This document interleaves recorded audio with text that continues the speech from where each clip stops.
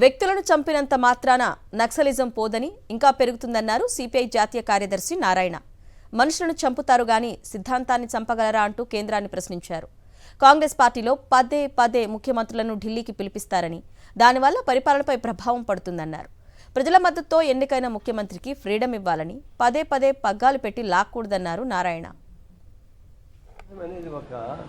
సామాజిక ఆర్థిక సిద్ధాంతాన్ని బట్టి తప్ప కేవలం టెర్రరిస్ట్ లాగా వచ్చింది కాదు.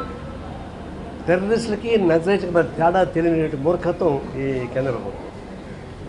వీళ్ళకి సమాజాన్ని మార్చాలనే గోల్ ఉంది.